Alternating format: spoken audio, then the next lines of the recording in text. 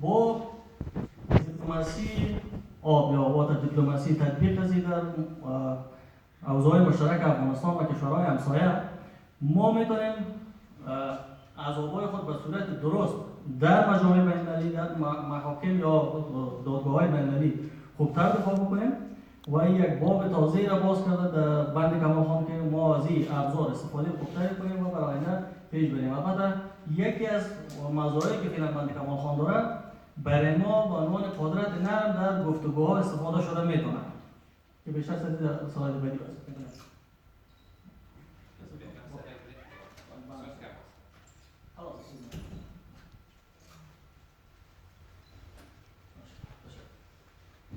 افغانستان طبق قوانین بین‌المللی که سال 1990 در نیویورک به خاطر استفاده آبهای مرزی به خاطر مقاصد غیر کشتیرانی تصویب شده یا کنوانسیون سال 1997 و همچنین کنوانسیون‌های دیگه که در مورد آبهای باتلاقی، محیط زیست و از این موارد بسیار هستند و بیشتر ما تاکید بر کنوانسیون سال 1997 میکنیم. افغانستان طبق از تمام آبهای داخلی خود برای مقاصد انکشاف ملی استفاده کرده میتونه، البته با استفاده از روش معقول و به اندازه نیازی که ما داریم. البته یک شرط است که ما نمیتونیم آب به گونه بی‌رویه به نفع خود استفاده بکنیم در آبهای مرزی. این یک چالش است برای ما و باید در نظر بگیریم.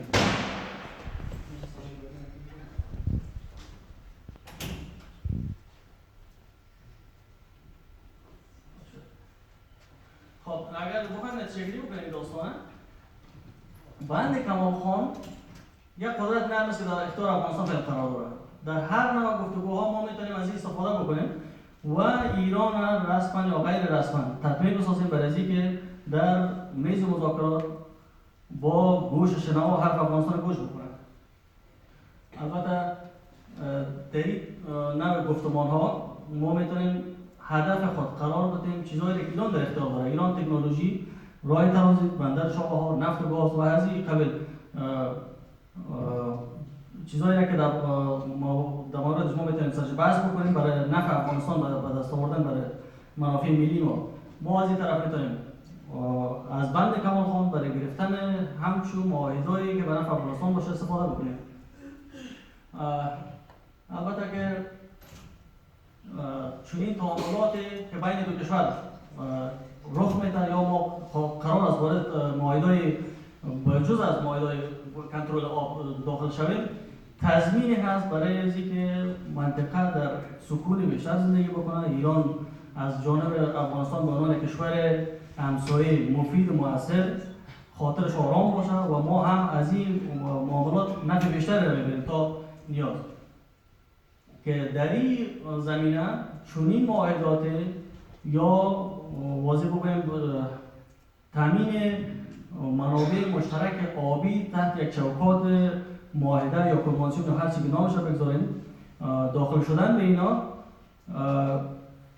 کشورهای همسایه از حالت خصومت بیرون میکنن، بیشتر وامی داره شده به اینکه همکار همدیگر باشن تا کشورهای متخاصم در حوزه مشترک.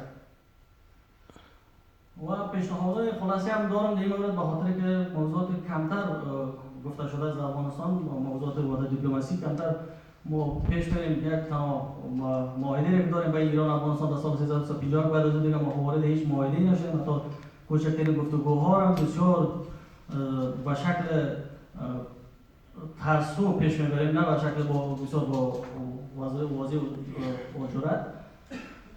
اگر ما مدیریت منابع آبی افغانستان در چوکات آیدر بیاریم یا مدیریت جامع منابع آبی با پیش ببریم، خلاصه همین که با در نظر داشت اهداف انکشاف پایدار ما میتونیم کشور ایران هم متقاعد بسازیم که ما از آباد به شکل درست استفاده میکنیم، منطقه را ما میتونیم متقاعد بسازیم به شکل درست استفاده میکنیم، منافع خودمون هم از اینا به شکل مدیریت منابع ولی با استفاده از واتر دیپلماسی میتونیم رابطه تامین بکنیم. و در ضمن یک بسیار مهمی که برای من هست در این مورد، باید ما یک برنامه را ترتیب بکنیم که اذهان عامه را بسیج بکنیم برای دانستن ارزش داشته‌های ملی و همچنین بندهای آبی یا بندهای آبگردان با تجهیزاتش، به خاطر از اینکه هزینه حفظ و مراقبت پایین میاد. اگر ما بندهای ما ساخته شود بدون اینکه ما یک لشکر بزرگ از اردو را در اونجا موظف بسازیم که اینا را نگهداری بکنن. از اون خاطر این نیاز است که مردم آگاهیش بلند کنه تا در حفظ از این داشته کمک بکنن. و تشکر.